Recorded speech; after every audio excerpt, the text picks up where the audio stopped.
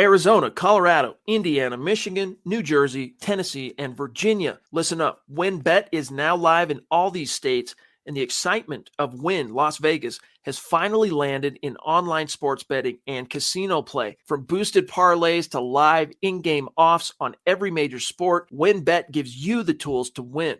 Sign up today for your risk-free $1,000 sports bet. Download the WynnBET app now or visit wynnbet.com to start winning. You're listening to Building the Broncos with Nick Kendell and Carl Dumler, Broncos country's leading draft and scouting analysts.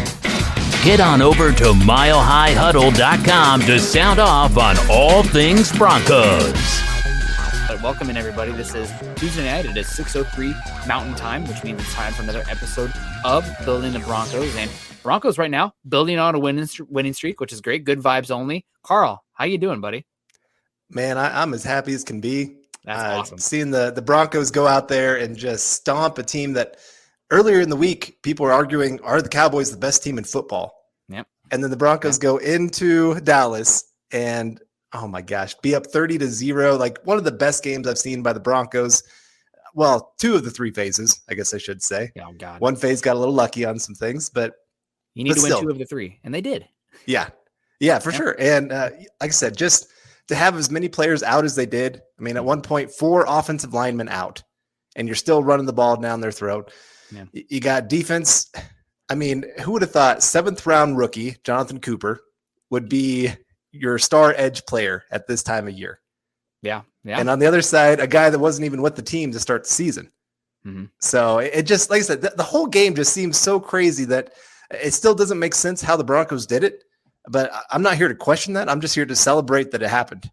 Yeah, no, totally. I think I talked about it earlier. But, you know, if I'm not going to pat myself on the back, nobody will. But do you recall we had the live mock draft with everybody on Mile High Huddle, a part of it, and we got to the 5th round, and I was like, okay, Jonathan Cooper, he was killer in the Senior Bowl. He's a good prospect, good guy as well. Let's take him.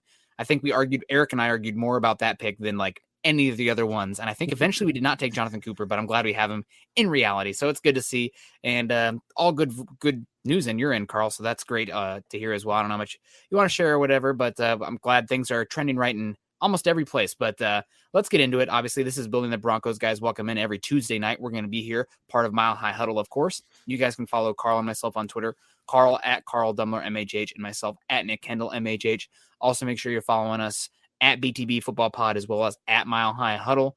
Facebook, folks, I know you're in there, and I know you're out there. Make sure you're joining us if you aren't already at facebook.com/Mile High Huddle and facebook.com/Mile High Huddle Pod. Christmas is right around the corner. I know you guys have some diehard Bronco fans in your life, so whether treat them or treat yourself by going to wrong one there, huddleuppod.com to get your swag on, whether it's the Building the Broncos hat, the Broncos for Breakfast hat, the Mile High Insider hat. You can wear them all at once. You can just rotate them throughout the day. Make sure you're checking that out as well. For you YouTube folks, make sure you're subscribing, liking, and sharing here. I know not everybody's in a position to contribute to the show or sponsor the show in that way with the stars and super chats and everything, but that's okay. If you can just like, subscribe, and share on YouTube, that's all I can ask you. And participate in the chat and be a good person. Be kind. But the other thing, talking about kindness, the Broncos, the Mile High Huddle here, has decided that for this month's giveaway, we're going to drop the star count from 250,000 to 1,000,000, so 200,000 stars on Facebook for the end of the month. And because we're in such a giving spirit, you guys get to choose what jersey. So whoever wins the giveaway for that jersey contest, for the stars and the super chats and everything, you get to pick your own jersey, home, away, orange, navy blue. I suggested Saturday night, maybe it'd be fun to get a Brandon McManus jersey. And ever since then, he's been struggling. So maybe I don't want to put that juju on anybody. But maybe get a Jalen Hurts Bronco jersey, because then he'll be bad this game. We'll win. I don't know. But we got Travis coming in here with stars. I'm assuming Travis and I go way back. I really love Travis, a heart of gold, good guy. Thank you for joining us tonight, Travis. Good evening, Nick and Carl. Looks like Peyton had a busy day with 9 roster moves. Happy to get Avery back. So let's get right into that. Broncos make a move. I'm not sure if it's a non-move sort of move, but still, Avery Williamson back in Denver. He's kind of that linebacker at this point where he's been on, 4 rosters at this point this season, but makes sense with Justin Stranad and Michael Ojemudia going on the sick bug reserve list. So the Broncos bring in Avery Williamson, and he joins the practice squad. and gives the Broncos some depth, I guess, in case something happens. Did I say the wrong name? He's on the 53-man roster, actually. Oh, he got 53. I thought he was signed to the practice squad. Nope, 53-man roster. Okay, well, there we go. I thought I read practice squad. So, well, Carl, what do you think about that? What does that mean to Avery Williamson in general, but also the fact that he's 53-man roster versus the practice squad? Listen up, Broncos country. TickPick should be your first choice to buy football tickets because they save fans money by never charging any service fees ever. TickPick is the exclusive ticketing partner for the Huddle Up podcast and the Blue Wire Network. Denver Broncos football is finally back, and there's no need to exhaust yourself searching all over the internet to find Broncos tickets anymore. Because TickPick, that's TickPick, is the original no-fee ticket site and the only one you'll ever need as your go-to for all NFL tickets. TickPick got rid of all those awful service fees that the other ticket sites charge, which lets them guarantee the best prices on all of their NFL tickets. Don't believe it? If you can find better prices for the same seats on another ticket site, TickPick will give you 110% of the difference in the purchase price. That's right, guys. When we were searching for tickets for the MHH meet and greet for week 3 at home, Broncos versus Jets, TickPick had us locked down. So visit tickpick.com/huddle today and use the promo code HUDDLE to save $10 on your first order of Broncos tickets. Well, I look at it, one, your upcoming opponent, what are they good at? Running the football. What is Avery Williamson still good at? Stopping the run. That's throughout his entire career. That's been the strength of his game. For a couple years there, he actually was pretty decent against the pass when he still had some athleticism. He's kind of dropped off on that and now became one of the bigger liabilities at the linebacker position in coverage. But coming downhill, that guy makes plays. Great example, last year he had 90 tackles for the Jets and the Steelers. 40 of those were considered stops. And what I mean by stop is, was it a successful play for the defense? They consider a stop if the offense on first down only gets like 45% of the yards needed. Second down, 60%. Third and fourth down, they don't make it.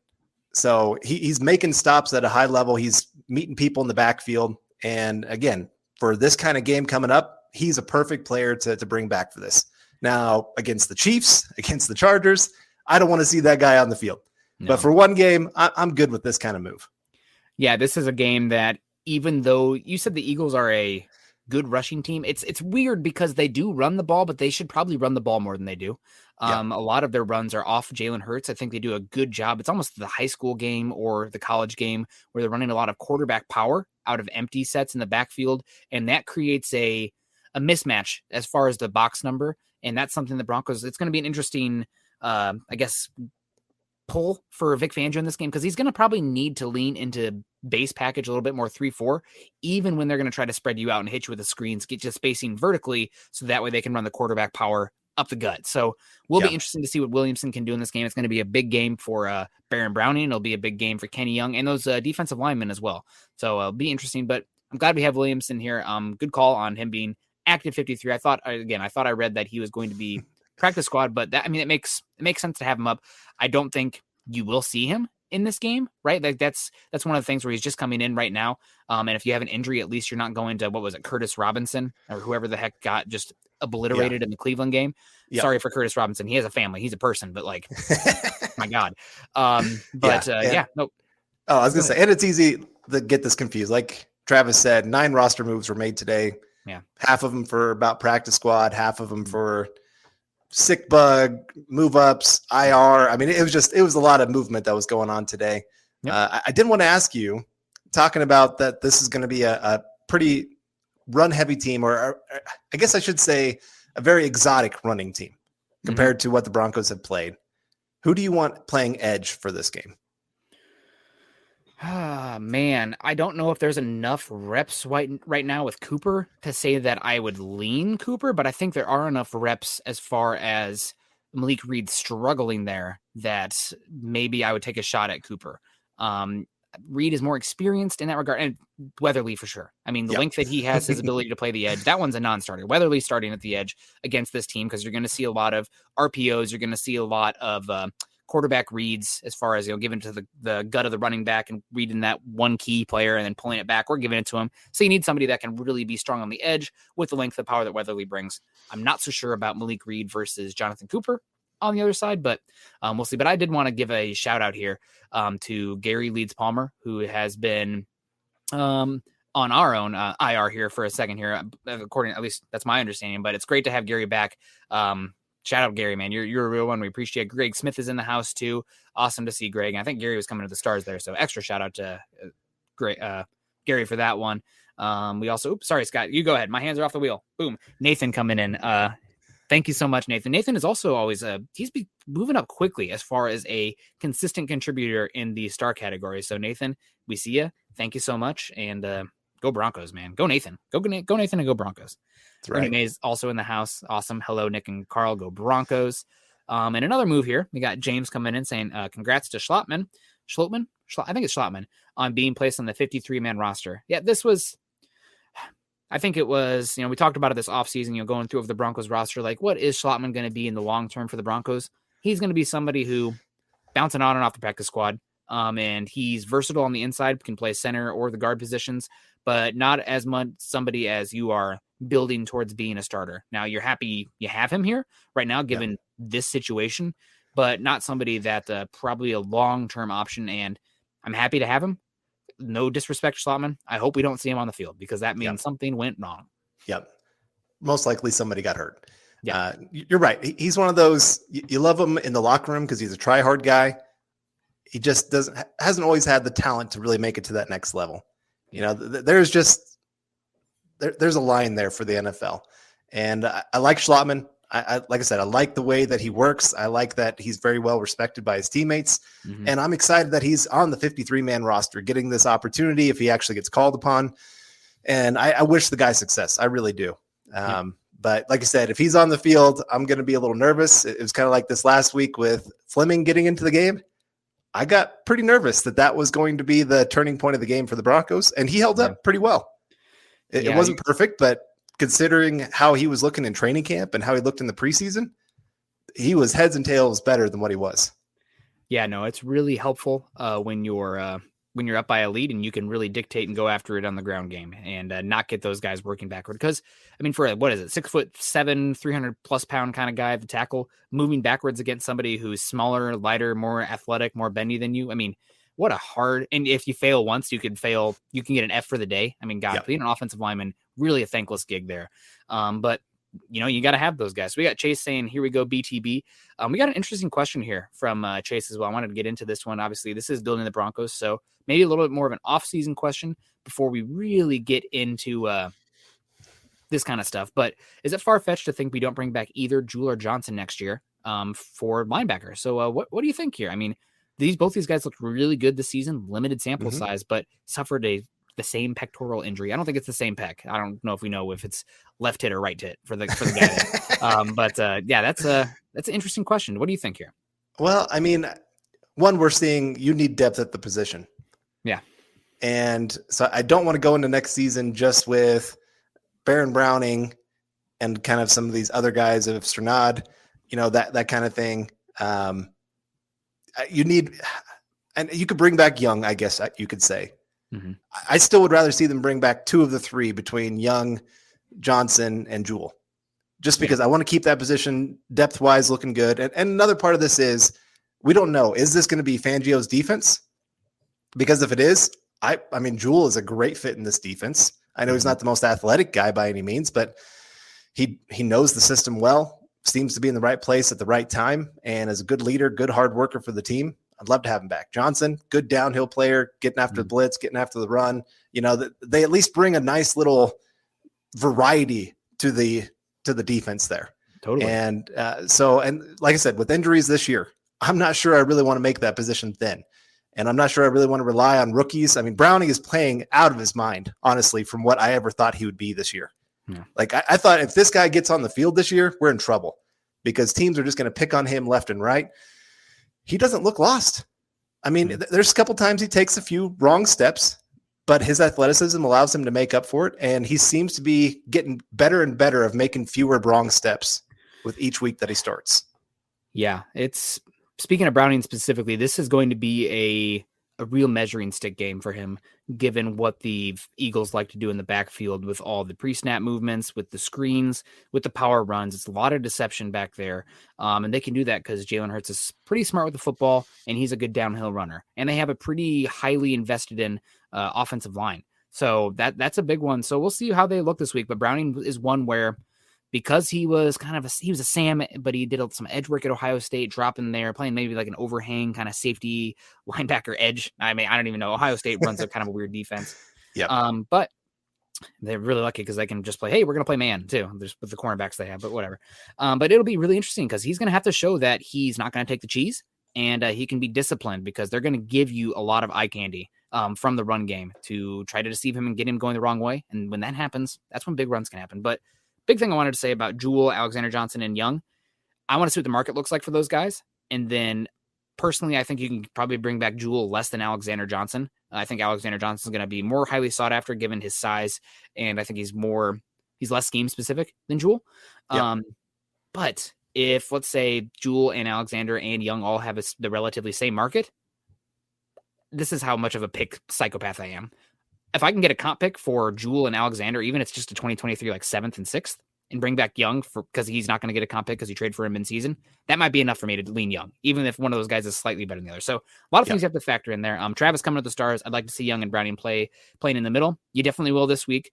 It's going to be a big game for them. Both those guys. Young for being a good, solid athlete at the linebacker position, not good in coverage, but he's good coming downhill sideline to sideline. So we'll see that.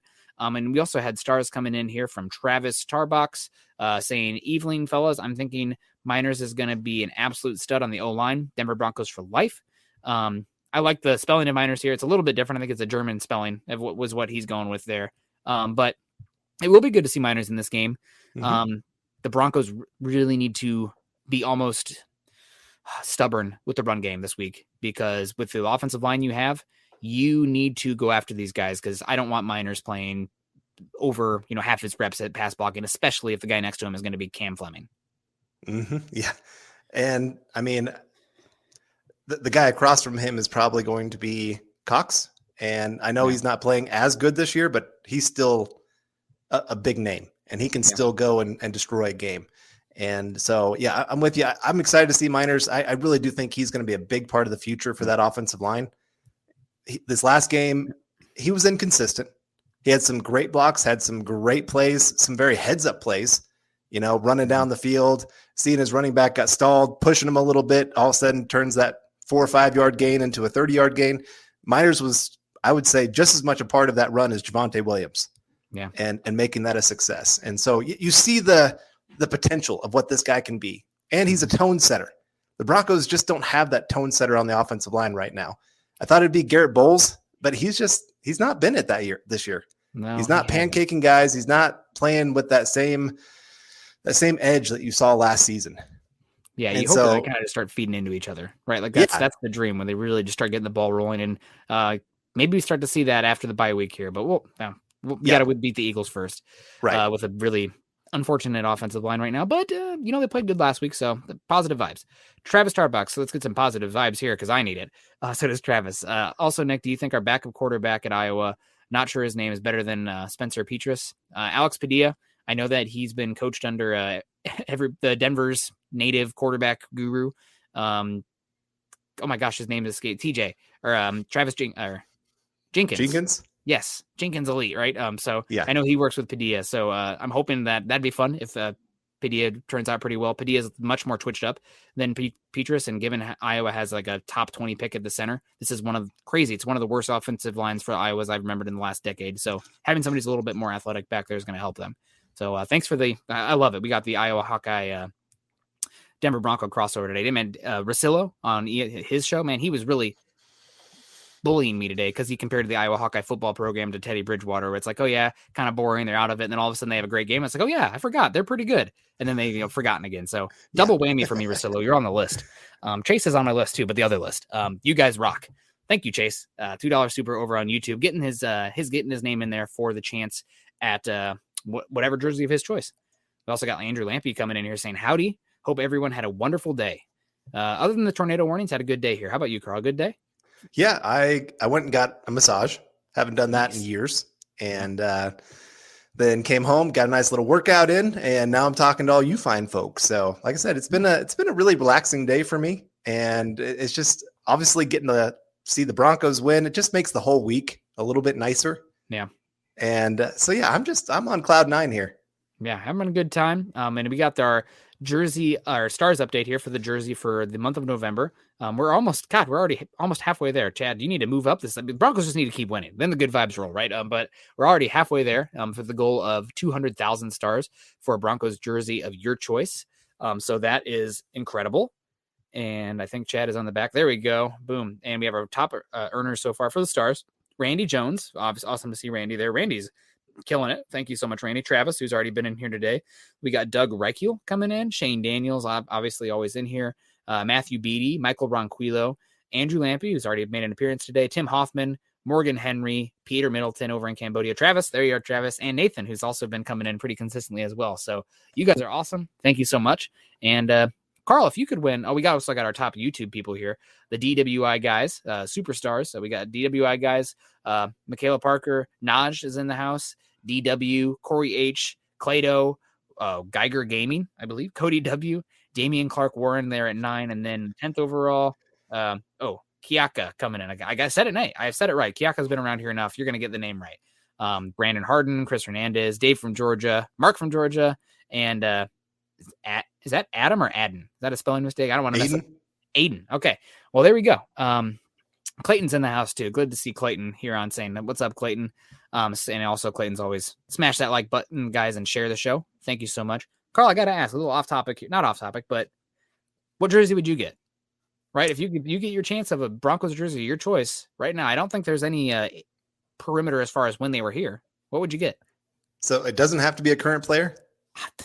A Bronco jersey of your choice. I think, just like any Broncos jersey, you get any name on the back, right? It could be Carl Dumler, double zeros, I think I would probably go Al Wilson, honestly. I loved watching that guy play. I know the linebacker position has changed like crazy since he played, but I loved, he brought such leadership. He was the tone setter of that defense back in those days. And I just miss seeing him on the field. And I'm glad the Broncos are kind of starting to work to build up their relationship with him again. So he's starting to show up at a few events. And so starting to see him around again. And I've always liked him. Yeah. What about you? For me, I said one that was just kind of maybe a little too edgy, but Bill Romanowski was one of my favorites growing up. And I think having a Romanowski jersey would be pretty fun, even though he's kind of off the wall and leaned a little bit too hard into that Raiders stuff. But, that's one. I was a big fan of, how I've always been such a defensive lineman guy.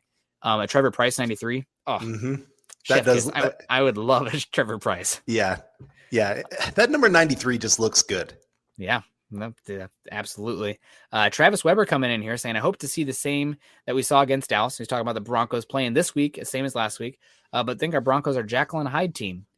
It's really hard to say if they're going to be the same we saw last week, do we expect the Broncos to be up 30-0 versus any team the rest of the way? Probably not. That game was somewhat of a aberration. I would not expect that again. But as far as going out there, running the ball effectively, playing good defense, taking the air out of the ball and getting after the quarterback. That was the first time this year that we've really seen them get after the quarterback like that. That would be incredible to see them do that again. I think it's going to be pretty hard to find that consistency with the injuries that they're having right now. There's so many injuries in the offensive line. The secondary is dinged up again. I don't know. I'd have a hard time with that. Yeah. We got Gary Lees Palmer coming in again. Thank you again, Gary. Is Miners a starter now? Yeah. I have a hard time seeing him give back that position. You think they will go Miners over Netane Moody? It sounds like do. There's a little bit of could go either way right now. Okay. I think with how Moody played, and like I said, tone setter. Moody's a tone setter too. So don't get me wrong. Both those guys coming in. Part of me, if you really want to run down their throats, get both those guys starting at the guards positions and just say we're just going to push this pile, and maybe tell Reisner, hey, you played center your freshman year of college. We're going to have you play center. Get those three big boys going down the middle of the field. I would love that, honestly. I know the Broncos will never do it, and obviously Reisner does not practice that center position, so it wouldn't work out that way. But if you really want to be a tone-setting offense with the run game, I think that could be your future for the Broncos. Yeah. But I mean, it hurts a little bit because Cushenberry is coming off of arguably his best game of his career. That's true. There were a few plays he was actually blocking his guy 5 yards down the field. Yeah, he did a great job of getting to the second level, something he hasn't done this whole season. All right, I'll just shut up. So, it was very surprising how many times I saw him making a key block down the field. Yeah, it was just that the whole offensive line, that was easily their best game by far, and which is so surprising when you have so many backups coming in and out of the lineup throughout the game. It was a chef's kiss. That's what you wanted all season. That's what we were thinking this whole season was going to be for the Broncos. If they were going to be successful, that's what they were going to be. And so it was nice to see it.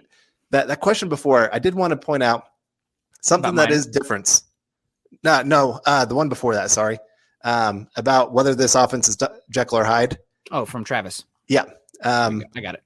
Jerry Jeudy being back.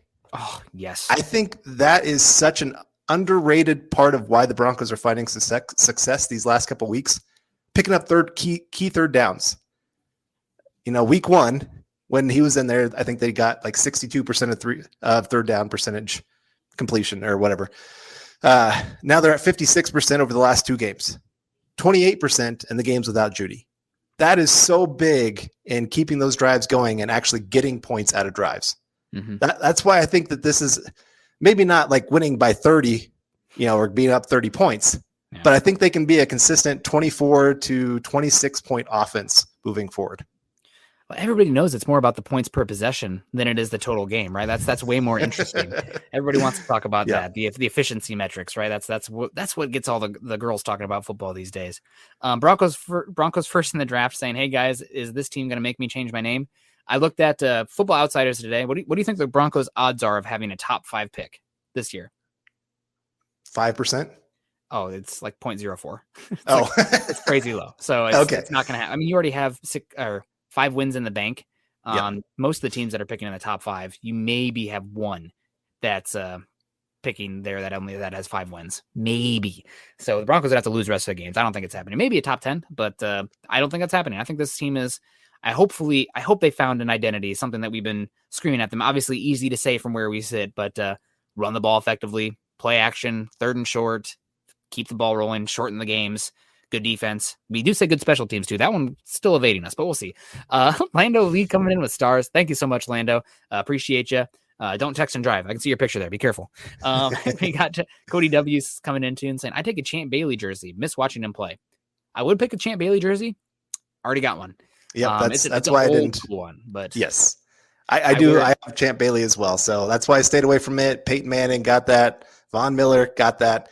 I'm a little upset right now. The only thing that really upsets me, I mean, there's a lot of things I guess that upset me with the Von Miller thing, but my son's first jersey is Von Miller, and of course, like 2 weeks after I give it to him, he gets traded. Yeah, maybe you should give him a Patrick Mahomes jersey.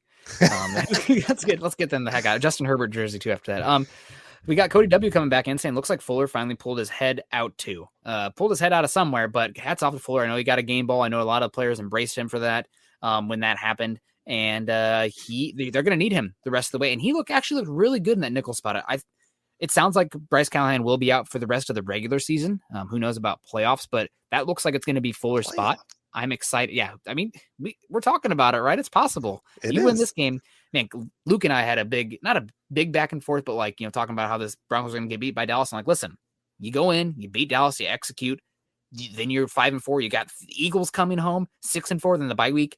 Things can happen, man. Yeah. Believe. And not to get all Ted Lasso in here. The division looks beatable right now. Chiefs look terrible. I mean, if Aaron Rodgers plays in that game, they lose by like 20 points in that game. For sure. I mean, it was so bad. Yep. Chargers have they peaked early and have kind of had some struggles on both sides of the ball at different times. Yep. Raiders are, I think they are a team that's just going to implode.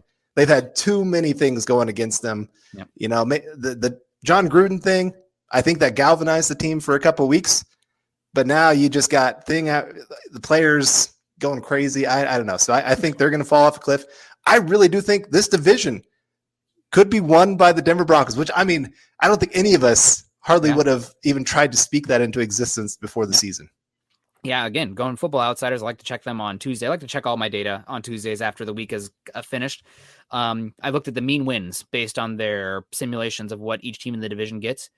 Folks, if I told you that every single one of these teams in this division was within one game of their projected or of their wins, unbelievable. The Chargers projected wins 9.9. Chiefs projected wins, I think it was 9.6. Broncos projected wins 9.2. Raiders projected wins 9.0. We still have, let me see, 5 more division games left for wow, this is going to be, we're going to have meaningful football for the first time in like 6 years down the stretch here, 5 years. So I'm really excited about it. I'm also excited to get to the Boogmeister, $5 over on YouTube, saying Judy has helped free up the other guys. He opens up a lot of things. Yeah, Carl, I mean, good point. This is something we've talked about before. I think it's really true for Shermer out of 11 personnel, right? Like running that 11 personnel, you see Judy in the slot. They're doing a lot of pre-snap motion too with him, which I've loved to help give that quarterback a read on what the defense is going to be before the snap even happens without the pass rush coming, right? It's beautiful. And Judy's the only wide receiver on this team that I think can separate on grass off the snap. Like Cortland Sutton can, I think, when he's healthy. Also, he's so big that sometimes he's open when he's not. Tim Patrick down the field, et cetera, et cetera. But like, you need somebody in this offense that can win an ISO one-on-one that you can just get the ball to, right? Hot read, there it goes. When KJ Hamler went down, Judy went down before him. But once after KJ Hamler went down, didn't have that guy, right? And they leaned on like Noah Fant for that, which is not his role, and he's kind of swimming right now. But Judy opens up a lot. He's not even 100%, but man, he is a good player, and I'm excited to see him get better and better. I'm glad that both these games so far, he's not aggravated anything. Yeah. When he went down after that one catch and grabbed his leg, did you about start crying? Because I did. I think I blocked that out of my memory. I'm like, okay. He grabbed his leg, and they had a hot mic in that area, and he just went and he said something about, somebody said, "Are you okay?" And he said, "Yeah, I'm okay. I don't have any knees." And I can't, it's not quite that worded, but oh man, that was a scary moment. And he got back up, still made some more plays. And I think he is one of the biggest keys to the success or failure of the rest of the season. He really is. He really is. Because again, the passing game doesn't have to be by volume, but you need it to be efficient. And with Teddy to Judy, it can be efficient. And what's nice is when you have these guys, if a team like the Cowboys, from my second watching, it looks like they tried to scheme out Cortland Sutton. Yep. And when you have other guys you can give the ball to, fine. It's not Cortland Sutton's day. I'll throw the ball to Tim Patrick. I'll throw the ball to Jerry Judy. And when you have a smart enough quarterback that can read it and understand that's happening, you can take advantage of that. So it's great. Pick your poison out there. Eclipse Stormborn coming in. It's been a bit, Eclipse. Hope you're doing well. $2 says happy Tuesday, building the Broncos and Broncos family. Thank you very much, Eclipse. Good to see you. Hope you're doing well. And we appreciate you. For sure. Thank you. Here. Andrew Baker with the stars, I'm sure, because Andrew is a constant star giver over on Facebook. We appreciate you, Andrew. Heard a lot about the run game and whether or not to keep Gordon. Looks to me we might want to keep him. I know Williams is a killer, but man, Gordon isn't done yet. Hashtag MHH for life. Hashtag Denver Broncos for life. This guy with the glasses also. Okay, you got to act that out. If you're going to do the stars, we'll act it out. But I guess it depends on the emoji. Yeah. What do you think here, Carl? I know that we've talked a little bit about the run game and everything here. What are your thoughts on Jabonta Williams and Melvin Gordon? Scott and I went down that conversation a little bit this morning. Well, I think they play really good complementary football to each other. Mm-hmm. The other thing is they're both 3-down backs, so you can't really guess what's coming depending on which one's on the field. They can both pass block. They can both get out there, catch pass. Gordon's a little bit better receiver. I think he's also a little more consistent as a blocker. But, I mean, Williams isn't that far behind on any of those things, really. Mm-hmm. And then Gordon is a little bit better in the red zone of finding a hole and actually getting into the end zone. I know a lot of people are like, why do they keep taking Williams out in the red zone or in the goal line areas? Well, it's because Gordon's one of the best goal line running backs in the NFL. He just is. And that's what you paid him for. But you might as well get it out of him while you got him. Yeah. Now, actually paying him after the season, it's all going to come down to a few things. If you go trade for a veteran quarterback like Wilson, I don't think you bring back Gordon because you're already paying so much for the quarterback. You're going to have to start cutting in some other areas. You can go find a rookie quarterback in the 6th, 7th undrafted round and probably still do really well in that situation because you got Williams as your lead guy. You go get a rookie though, well, then you can afford to overpay at some other positions. You can afford to pay both Sutton and Tim Patrick. and be okay that you're overpaying at one position. Yep. You can be okay paying Gordon again. I don't think you'd pay him what he just got in this last contract. No, I hope not.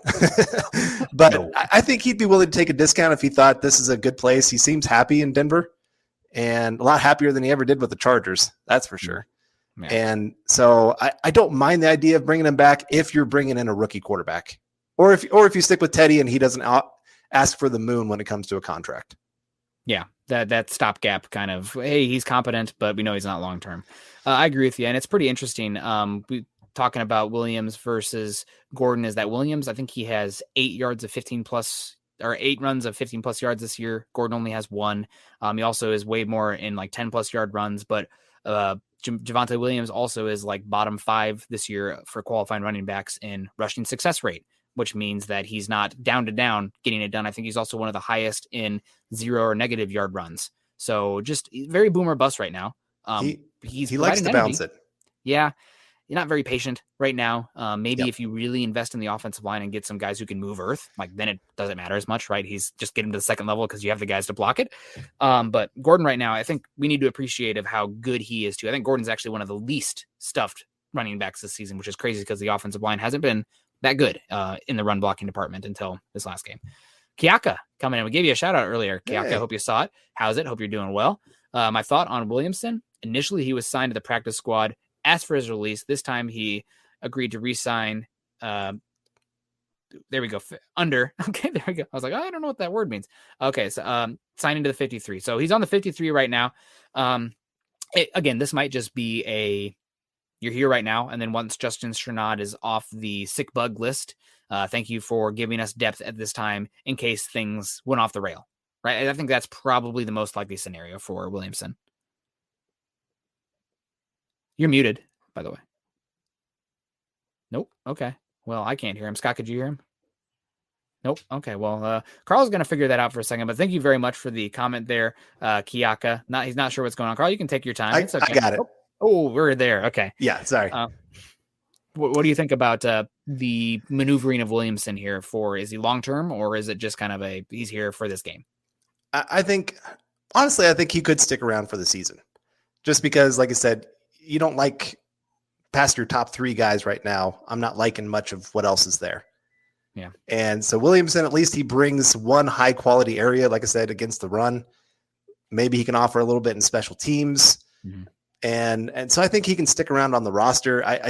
He's obviously not a long-term solution at anything. And for the rest of his career, he's just going to kind of bounce around between rosters. That's just where he is in his career, unfortunately. And linebacker is one of those positions that teams kind of figure they can find a replacement level player and feel good about it and not pay him a whole lot. So, yeah. But I'm glad he is in Denver right now. Yep. No, totally.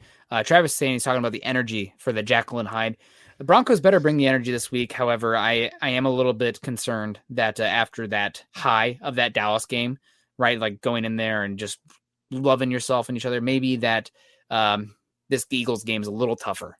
And that scares me a little bit. I mean, I've just seen teams too many times that are not quite good enough to rest on their laurels. Not that they're going to rest on their laurels, but breathe for a second after you're coming off a big win. And then okay, exhale. Oh, snap. We're down 14-0 in the second quarter. And it's because, we were reflecting on how good we looked in that Dallas game. That's most of the time you see that happen in college, but still it's definitely something I'm concerned about. Yeah. The Broncos haven't been a team that's been known for great energy this year. No, usually a lot of games, they take a while to get into it. Mm-hmm. I mean, the offense hasn't scored but once with their first drive this whole season. Yeah. And then in that game, they just gave it right back and then it folded real quick. But yeah. I'm with you. You're right. They need to show they can bring the energy more than one game. I'm hoping that what this did was, one, galvanize the team all together and just say, hey, we can do this. Mm-hmm. Look how great we played. We can go out there and do this again. We're going in front of our home crowd. They're going to be energized. They're going to be excited once again that we're going to be a great team. And maybe we can get out there and just really dominate and show, hey, we're back in this. So I just, again, it's going to come down to, I said this on the show with Eric on Friday. I said the Broncos can win the Cowboys game if they do 2 things. If they can punch them in the mouth early in the game, which they did, 2 fourth down stops And then, of course, the offense scoring 2 early touchdowns in that game and kind of taking over. And then, of course, winning in the trenches. I said, if they can do that, they can go out there and win this game. If they fail in the first quarter, I'm sorry, the Cowboys are just going to be too much for them. And I think this is another game where you got to punch them in the mouth early and let the Eagles know, I'm sorry, this is not your day. Yeah, and Eagles team, I'm very much, you guys know this if you've been following me at all. I'm very much a draft of positions of value, and you should be able to find and develop other positions like safety and linebacker. And the Eagles really lean into that besides the identifying good talent day 2, day 3, and developing them because their linebackers and safeties, very bad. And right now their defensive line, they can get after the quarterback a little bit, but they struggle in the run. So this should be a good game for the Broncos as far as physicality with the run game. So hopefully that can establish that energy. If you can come in and punch them in the mouth a few times, that opening drive of the run game, and then maybe even a big play action over the top, things can get the ball rolling there. And then that's when the formula's working, baby. Once you have that lead, this team can really roll. But if they're playing from behind, a little bit tough. I know it's easy. Oh, if we'll be good if we play with a lead, but like it really matters for this team for how they're built. Travis coming in saying this rookie class is full of studs, no doubt. Man, he really is. I think we were listening to him today. Scott and I this morning, like 6 of them that were playing big time roles in this game. Maybe not every single one becomes a starter, but you're going to need depth and rotation at a lot of these spots long term. And you have these guys for 3.5 more years. It's a very good foundation for Peyton. I mean, jury's still out on the quarterback. I know that I had a little bit of a longing watching Justin Fields play last night, considering how good he looked versus a very good defense, but it's a very good class, and it's definitely something you can build off of. For sure. And I mean, it was kind of crazy seeing some of the other guys that stepped up as well that are kind of some of the unknowns. Hairston, I know he's not a rookie, but seeing even other young guys beyond just this rookie class, second, third year guys, some of them undrafted that have just kind of floated out there for a while, and now are actually going out there making a name for themselves on this Broncos roster. The defensive lineman, Stevens, is that right? Shamar Stephen. Yep. Shamar Stephen. I thought he had a pretty good game. Williams had a good game. Williams, I thought, was one of the underrated stars of just really helping control the line of scrimmage there for the defensive line. And so you're just getting a lot of guys stepping up that most people in the rest of the league would be like, who's that? Yeah. I've never heard of this guy before, but yet they're going out there making plays. And yes, this rookie class, it really sets the Broncos up that they can do so much in this next draft or through trades for a quarterback, because you've got some depth now that you can build off of and say, we've got quality players at a lot of positions. We can feel good trading quite a few picks if we need to. Yep, absolutely. Travis saying, hope Peyton has another great draft next year. Absolutely. I mean, he has, 5 top 100 picks. Should be a lot of fun there. And also Andrew comes in and says, I feel there is enough Andrews involved that we should get a t-shirt. The Andrews of MHH. I'm about it. That'd be fun. You got to talk to Chad about that, but that would be a lot of fun. Gary coming in here saying, I hate to bring this up. What do you think will happen to Drew Lock? Drew Lock is right now a cheap, viable backup that has good arm talent and athleticism that you hope it clicks. And at some point, you probably are still going to need him. You have 1.5 years of control left, and the only way I'm getting rid of him is if somebody gives me like a round 3 pick. I would be listening for a round 3 pick. I don't think you're going to get that right now, given the last tape he showed was not round 3 quality and with only 1 year of control left. But he still has value on this team as a backup. We've seen teams come in and their backup comes in and the team just falls apart. I don't think this team is going to completely fall apart with Locklear. I think he's viable enough that you can still win a game with him. So the only way I'm getting rid of him is that Drew Lock comes out and says point blank, trade me, trade me. I need to go somewhere else. So we'll see. Yeah. And this is a big moment for this kid. Yep. He's had a lot of adversity working against him this year. Obviously losing the quarterback competition. Came in for his one half of football, didn't look great in that half of football. Now he's in protocol for the sick bug. Yep. So there's just been a lot of things that have gone wrong for him, obviously, this season. How he responds to that will show a lot to other teams. Can this kid really grow? Can he mature? Can he actually become a viable starter in the NFL? I don't think he's fully out of that kind of conversation by any means. No. He's got the physical talent to be a good quarterback in the NFL. And he's just, like I said, he's just got to show mentally that he can handle this game on a week-to-week basis. Yep. be a good teammate too, right? Like what he's doing right now, prepping, still being dialed in. Like we're not seeing it, but everybody in that locker room and the coaching staff is seeing if he's involved or not and tuned in and trying to get better, even though he's not the starter. And that'll go a long way. So who knows? You can only speculate on that. Cody W saying Williams is looking better and better.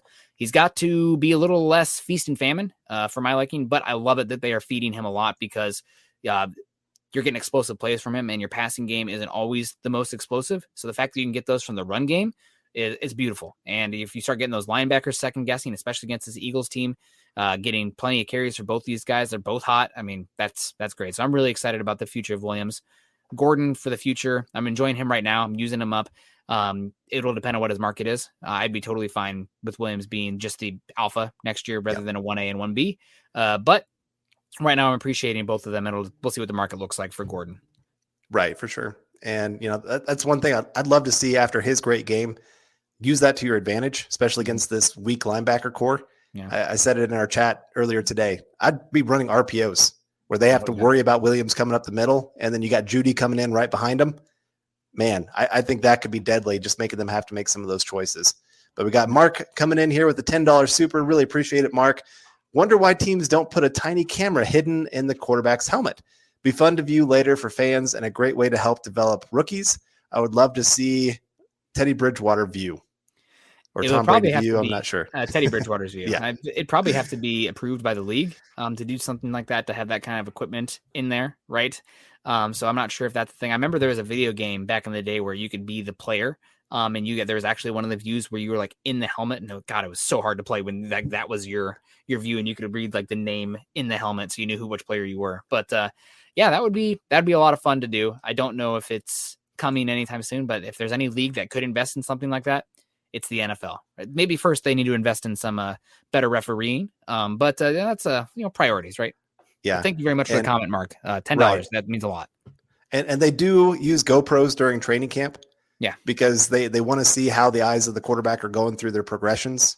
And so then later on, when they're doing film review with the quarterbacks, they can say, okay, hey, you should have been getting through this much quicker. You should have noticed this in the defense. So there's some of that. I know when Drew Lock was injured his rookie year, they also used a kind of a VR, a training, VR, where that was kind of how that was set up, so that he could actually go through his views. And that's when he played his best, was after using that. And so, it wouldn't surprise me if more and more quarterbacks kind of got those kind of things set up in their houses just to go through extra reps that you wouldn't be getting in training camp. Man, if we'd have had that, 10 years ago or 6 years ago and just told Paxton Lynch it was a video game, maybe he'd have become a good quarterback. It's not real football. It's a video Hall of game. Fame. You can do some Fortnite dances on it and whatnot, man. It's great. It's not real. It's a video game. Good job, Paxton. We can give you new skins or whatever the heck is going on. Cody W coming in $5. How do you guys feel about Sutton versus Patrick? Are they both coming back, or are they both coming back? I still don't think Sutton is a full 100% right now. I agree. I don't think he's at 100%. No. There's still a few times where I'm seeing him rounding off his routes, where the year before that, his sophomore year, he was really making sharp cuts, looking like he was going to be a true top 5, top 7 wide receiver in football. And so there's still a little bit of recovery. If I'm choosing between the two, and I know I've seen, this is kind of crazy to me, but there's a lot of people that are picking Tim Patrick over Sutton. And if we factor in contract of what each of them are going to get, I could hear that argument. But if we're going straight up one versus the other, Sutton still has that ability to be that top 5, top 7 guy. Because like I said, he's not 100%. When he gets back to 100%, man, imagine what this offense can be.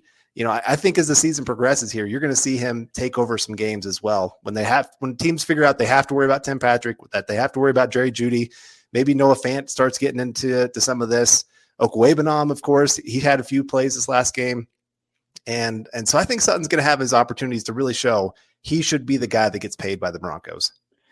Yeah, it's just, you shouldn't let your young dynamic talent walk when you're the Broncos, who have struggled to find any points the last 6 years, right? So you have a lot of cash right now, and what happens at the quarterback position will likely dictate what you can spend at wide receiver. But quite frankly, I'd love to pay both Courtland Sutton and Tim Patrick. Maybe that's hard to do, but you're running a system here where you have a lot of 11 personnel. You're running a lot of 3 wide receiver sets.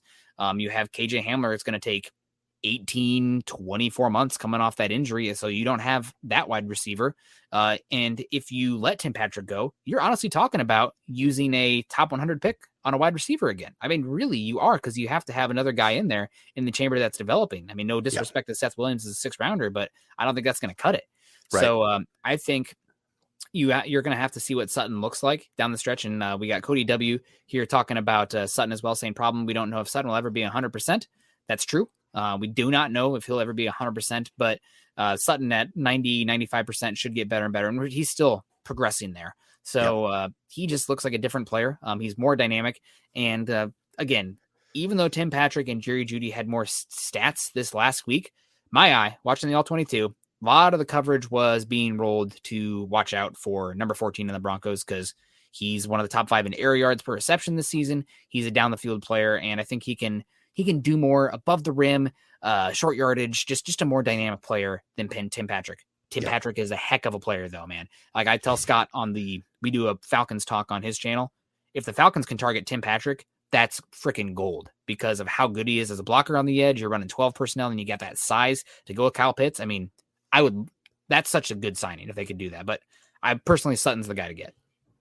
Yeah, I'm with you. And if they go a rookie quarterback in this draft, if they decide, hey, we can't trade for Russell Wilson, then yes, please bring them back, because 3 veteran wide receivers for a rookie quarterback to work with of that caliber. Yeah. And of course, then you got 2 tight ends that are pretty dynamic as well. Got a great running game in Williams. That sets up a rookie quarterback for success. If they fail, it's all on them. You can't sit there and say, hey, we didn't give you the help that you needed to be successful. And so again, if they go that direction, yeah, I'd say go pay those guys what you want. You can overpay and feel really good about it. Yeah, totally. Andrew coming to the Stars again, maybe the 3rd or 4th time today. Thank you so much, Andrew.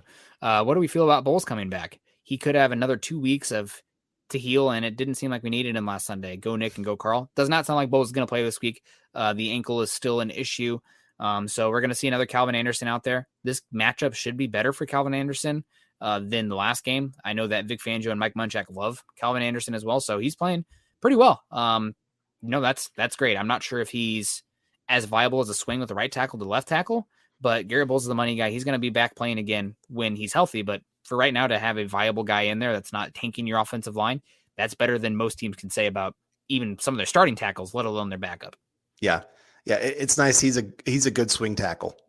He's exactly what you want. A guy that can come in there, like I said, not destroy your offense just because he's in the game. You can't just sit there and target him and say, that's the guy that's the weak link on this offensive line.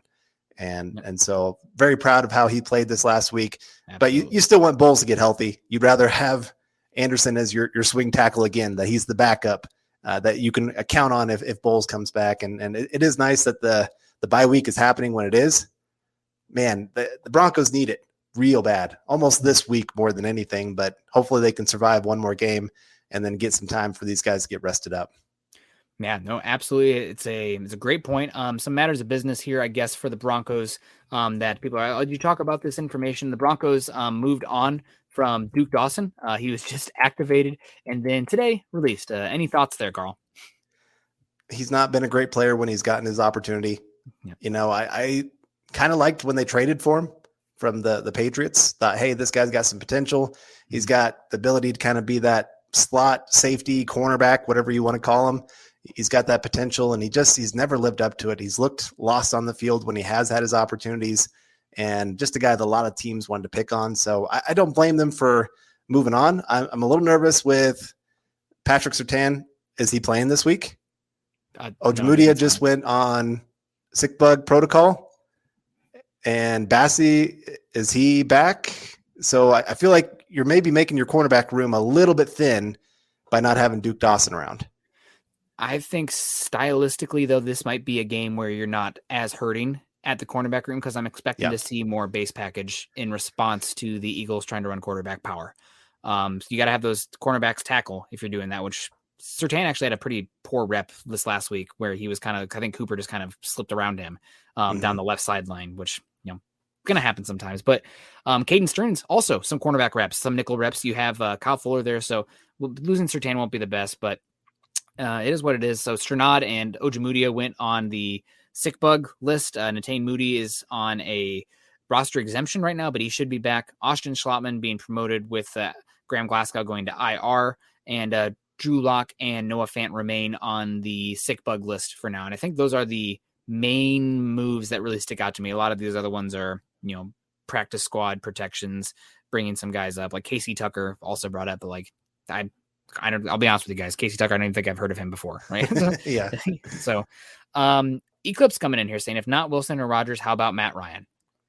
I mean, I really like Matt Ryan. I think he's a great quarterback. The issue is his contract makes it really hard for the Falcons to trade him because they have to eat a lot of dead cap. His arm is starting to regress some. He's still a great quarterback. He's been playing like a top 10, 15 quarterback here. But I'm worried like how much you'd have to pay versus the return for a quarterback who's declining, given you'd probably have to overpay for the Falcons to be interested in eating that much dead cap. Does that make sense? It's like, I like him, but I just don't know if contractually speaking, you can entice them to move on from him. Yeah. And if the Broncos keep Shermer, I think Matt Ryan can be a good quarterback for that system because he's smart, gets the ball out quick. Yeah. He's got a good enough arm. And I think he'd work well with the Broncos' weapons of what they have, depending on, I guess, who they bring back, of course. And the offensive line's not great, and he's not a great running quarterback, obviously. Yeah. So there could be some issues there. I think it has been a little bit underrated what Teddy has done of manipulating the pocket, of at times making the offensive line look better than what they've actually played. Now, Teddy's held on to the ball way too long sometimes, tries to make too much out of a play that's not there, and takes too many sacks, of course. But like I said, he does really well of manipulating the pocket. I just kind of wonder with Matt Ryan, if he was behind this offensive line, what would be happening? I think he does pretty good manipulating the pocket too. I mean, but I've been impressed with Teddy in that area. Yeah, no, he's been good. I really like Matt Ryan as well. Sorry, Scott's making me laugh in the background here. We got Ziegler coming in here, the $5 super, saying, "What's up, guys? Patrick Surtain II or Jerry Jeudy, and what color?" I'm thinking of navy. To be honest, I wish the navy were just the home jerseys and orange for alternates. Ziegler, I disagree with you on this take. I'm all about the orange. There are like 42 teams in the NFL that are navy blue, so there's no orange. So I like that the Broncos are orange. I get the whole mystique about the Broncos have never won a Super Bowl with their orange being the primary, but superstitions are just that until they're broken. So I think I would personally, even going against or even further leaning to the orange, I'd go the color rush Jerry Jeudy. I don't like the swooshes. I like the stripes much more. And I think a color rush Patrick Surtain or Jerry Jeudy would be beautiful. Beautiful, beautiful. I want one now. Sign me up, Ziegler. Cody W coming in. Are we going to see Ojemudia play this year? LOL. We will. Hamstrings are tricky, man. Hamstrings are really tricky. It's something that can be a bleeder. It could be something that lingers a long time. But I'd be really concerned about that with the hamstring. Luckily, the Broncos have not needed him yet, per se, but it's something that I'm definitely worried about. Yeah. So hopefully we'll see him. Like I said, it is. I've had a hamstring before and rested it for 2 months and thought, oh, man, I'm feeling really good. Let me go for a run. I was down for another 2 months after one run. Yeah. And they are so tricky. Because you start feeling good and you push yourself too hard. Yep. That's one of the main things that a doctor will tell you. You cannot start pushing it hard just because you start feeling better.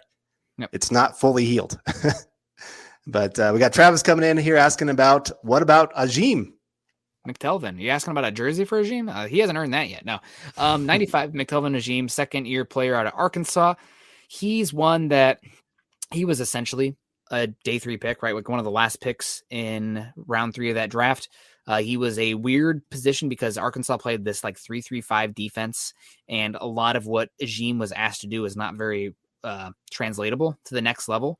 And he played very high coming out of Arkansas as well. So, but he has the frame. He has the athleticism. He's somebody that was going to take a couple years to really develop and hopefully get a shot at the NFL level. So even though we haven't seen much Ajim yet this year, I'm really waiting until next season to make a definitive good pick, bad pick sort of arrow on the spectrum, right? Like I want to see another year of strength and conditioning before he's out there. And the interior defensive line is one where the 3 technique, 5 technique kind of guys, the defensive ends, which is where Ajim would play. You haven't had injuries there. God, knock on all the wood, like you have at other positions. So you'd see him if you had those injuries. But Harris and Jones have been healthy, so you haven't seen him.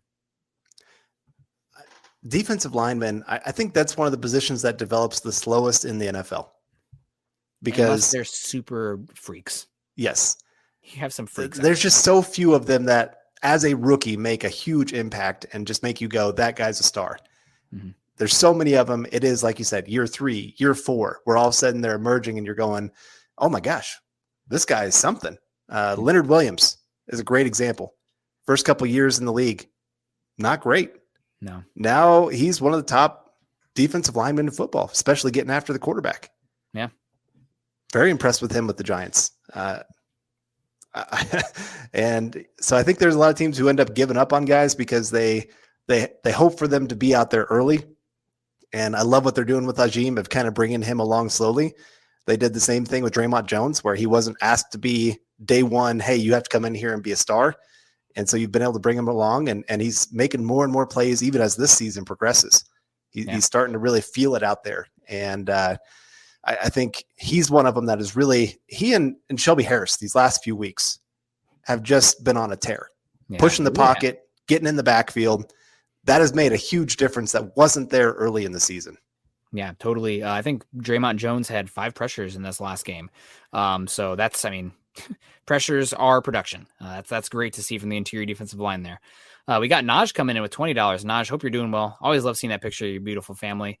Naj comes in and says, hey, brothers, outside of firing McMahon, what can the team do to improve special teams? Seems like Peyton picked up multiple players to help, but Spencer can't get past the 20. Is it the blocking scheme? I'm going to be honest with you. I am not an expert on special teams play. So when somebody we schemed up a special teams play, if it's not a trick play, I don't know. But as far as I can tell, you've lost a lot of depth so far this season, and those guys haven't been brought up, and you're relying on other players to fill in for those special teams roles. And this also speaks to the Broncos recently not being as good in day 3 and late day 2 of the draft, right? That's where you're going to get a lot of those special teams guys, and they just have not really hit on those kind of guys. So hopefully they'll get better there with all the volume of picks that the Broncos have coming up this upcoming draft. They can hopefully continue to get better there. But it's an issue for sure. I don't think Tom McMahon is the answer, but you have to have a solution there if you're going to fire him. So I don't know. It's tough. I guess good job by the Broncos on that punt though, right? Like the punt was blocked bad, but they executed it perfectly after it was blocked to know the rules in that moment to get the ball back. Right. Like I think if they would have touched it, then it would have been fair game or something else. So they executed when that happened. So I guess hats off on that one, but overall it's been it's been unfortunate. Yeah, and McManus had his worst game by far. Yeah. So that's kind of disappointing to see. He's been the one bright spot on the special teams units. Mm-hmm. Part of it is I think guys are not very disciplined in their lanes. Mm-hmm. A lot of them are overrunning the play. Instead of, hey, I got to stop here because I got to make sure I don't go past the returner. Well, all of a sudden they're flying by him, and then they're looking and going, oh, he's 5 yards beyond me. Oh, that stinks. And they're not playing very disciplined. That's for sure. And Spencer, like last year, at least he had some boom or bust plays. This year, he hasn't had a single boom play. And I thought this last game was actually his best, where he made some really smart decisions of letting the ball go into the end zone and helping set up some blocks to do that. But beyond that, he's just not been much of anything for the Broncos this year. And so I have a hard time seeing him back on this roster after this season. But all right, we got Travis coming back in again. Travis, you are a superstar. Great show tonight, guys. Have a great night and a good rest of your week. Go Broncos. Travis, right back at you, and right back at you to everyone listening here today. Really appreciate everyone that's tuning in.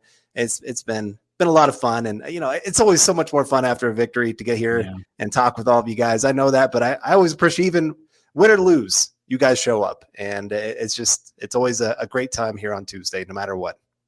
Got to exercise those demons, right? Either way. So it's a lot of fun to talk. I know we do got to get out of here, but Carl, you had a topic that you wanted to talk about today. We don't have to go too far down the tracks, but I think it's an interesting one. I just want to dabble in it if you want, or if you want to save it for next week, we can. No, but I thought it was interesting enough that I want to talk about it. Okay. Well, my topic that I thought about here for today, we're 5-4, a few more games going, about halfway through the season. Who beyond Teddy Bridgewater is going to be the make or break player for the rest of the season? Who's going to be the player that impacts whether they win or lose, whether they make the playoffs or not? I have an answer on each side of the ball. At first, I want to say hi to ZW Designs. Man, it's been a bit, ZW. Hope you're doing well. Great to see Ashton's here a little bit late as well. It's all good. And Nick's showing us he's married. Yeah, sorry about that, guys. It was really popping here. Sorry, Jay. I know you were looking for that. Curly hair gang there. But the guy for me, one of them has to be Jerry Jeudy, right? He's like you talk about it on offense. He's the straw that stirs the drink as far as what they can do formationally. They don't have anybody else who wins in grass. And CC, man, I swear to God, CC's in my head all the time. Bradley Chubb. Bradley Chubb's the other one for me. We saw the Broncos get after the quarterback like crazy this last game with Jonathan Cooper, but granted, it was against undrafted free agent tackle in his second year, Terrence Steele, who played his first game at left tackle and didn't practice there until Thursday. So I don't think Jonathan Cooper's getting 2 sacks and 7 pressures a game is super replicatable every game. So it's got to be for me, Bradley Chubb. Bradley Chubb coming back, getting after the quarterback, and hopefully being a dynamic player, healthy after that injury. He's the one for me, right? And also those are both positions, but especially edge rusher. You're talking about one player. Edge rusher can be about that individual talent. Cornerback, offensive line, somewhat more about the collective. Edge rusher, that can be a singular player making a big splash play and a big impact. Okay. I'm going to go you took both my players. Was it really both? Seriously, it was both my players. I thought of it on my drive home today, and I was like, yep, those are my guys. I'll go 2 different because I had a couple other guys in mind. So don't worry, I'm not completely left out in the wind here. But I'll go Lloyd Cushenberry. Kind of a underrated player. Like I said, he had his best game probably as a Bronco this last week. Yeah, he has to continue that. If this team's going to go anywhere, it's going to be the run game's going to be successful. And right now, Lloyd Cushenberry has been one of the biggest problems in the run game. There's a lot of times where there are plays where the other 4 guys have their guys blocked, doing well. Cushenberry's either stopped at the line of scrimmage or getting pushed back. And that one player being a weak link has destroyed some run games. Mm-hmm. Noah Fant has done some of the same things, so don't get me wrong. Mm-hmm. And then the other one is Cody W. has it in his here, Fuller. If he can play like he did this last week, playing in that nickel position, you paid him close to $10 million this year to be a star player in that secondary. If he can be a star player in that secondary, you got Surtain that's looking like he's really good. Darby maybe had his best game this last week. You start feeling really good about what the secondary is doing, and then you get Bradley Chubb back. You get Malik Reed back here. You actually got some pass rush going. You can actually see this defense become what we thought they'd be at the beginning of the season.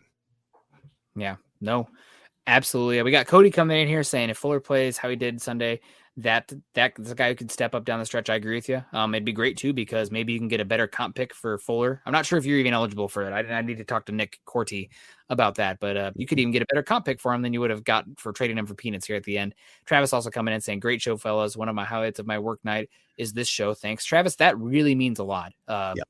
I'm glad that you would, you appreciate us enough and to come in here and hang out with us. I know sometimes we're just kind of couple talking heads here, whatever, like the old guys, the Muppets, right? The talking crap up in the bleachers or whatever. But we appreciate the heck out of you. And thank you so much. And good luck with the rest of your work shift tonight. Also, we got Kiaka coming in here saying, mahalo, Nick, Carl, and Scott. Aloha. Aloha to you, Kiaka. Yep. Thank you so much for joining us tonight. It's always great to see you in here. I really enjoyed while Carl and I are talking, I'm still paying attention to the comment section here. I enjoyed the trip down memory lane here with the talk about Jason Elam and his time at Hawaii. So that's good times. Good to see you, Kiaka, over there. Man, I don't want to say across the pond, but in the middle of the Pacific. I need to get to Hawaii at some point, man. A little skip over. It's an easy flight from Seattle. I got to do it. But man, love you so much. And Travis, and that's why I miss Broncos for breakfast. I'm stuck on nights from now. Always watch after the fact. That's great, Travis. We just appreciate you guys supporting us and continue to do so, man. You guys can follow Carl and I on Twitter. Carl is at Carl Dumler MHH, and myself is at Nick Kendell MHH. Also follow us at BTB Football Pod and at Mile High Huddle. Facebook folks, make sure you're going to facebook.com/Mile High Huddle Pod and /Mile High Huddle. Become a supporter. Join us there. Join the conversations there. If anything that we said on here, maybe didn't scratch that itch completely, you can continue it on there. Tag Carl and I. We'll have a good time talking about it as well. For you YouTube folks, make sure you subscribe, like, and share.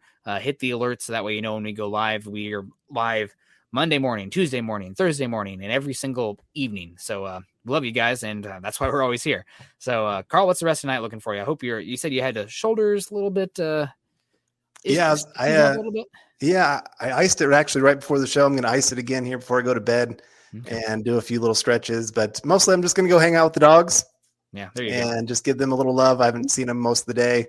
They need a little attention. I could tell they were a little upset that I didn't hang out with them today. So that's my plan. And maybe watch a little bit of Philadelphia Eagle football, see what I can glean of what they're going to be bringing this week.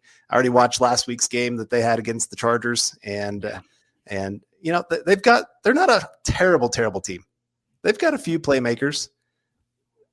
Yeah. But yeah, it's not an easy win by any means. And but still, I'm looking forward to the game on Sunday and just getting ready for that, man. What about you? Gonna go do some cooking, eating, hanging out with the wife, and go hanging out with my children, which are the dog and cat. So and get some sleep because we're gonna talk some Falcons football. I need to watch the Falcon game also. I'll probably do that tonight. So because they play at the same time as the Broncos. But anyway, everyone, stay safe. We love y'all. We'll see you next Tuesday for Building the Broncos. But until then, hopefully it's a 3-game win streak at that point. Go Broncos. You've been listening to Building the Broncos. Join Broncos Country's deep divers at milehighhuddle.com to keep the conversation going.